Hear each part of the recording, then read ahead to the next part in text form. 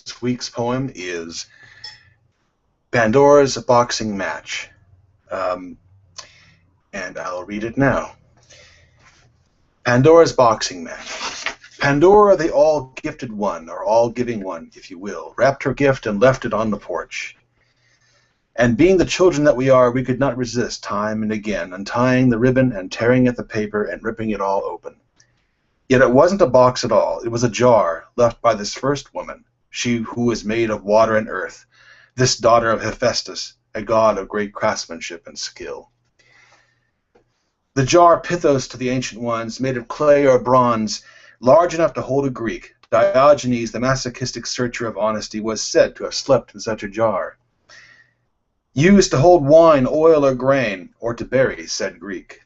Pandora, yes, had many gifts, given beauty by Aphrodite, music by Apollo, persuasion by Hermes, and sadly also the gift of curiosity, which has mentally challenged people since we are all made of clay and water.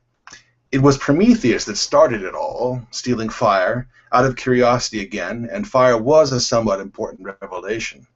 And Zeus took revenge by giving this jar to Pandora, and she was told never to open it, in a parental way, under any circumstance.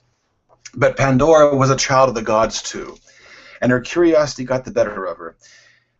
She opened the jar, and all of its evil escaped and spread throughout the earth.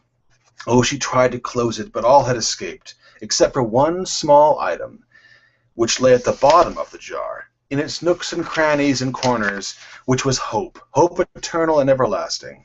Our gifted Pandora was very saddened by her own impulsive behavior, and afraid Zeus would be wrathful since she had fallen short of her duty. Yet Zeus did not punish her, for he knew events before they happened, and knew that man must conquer his own evils, subdue his own curiosity when excessive. And what was to help but man do so but the golden element of hope? Evil cannot be undone, but hope can weaken its effect. It is a boxing match between man's impulse and his instinct for hope that began with his first combat, physical and mental, and both poisons us and elevates us now in this threshold hour. Thank you for joining me.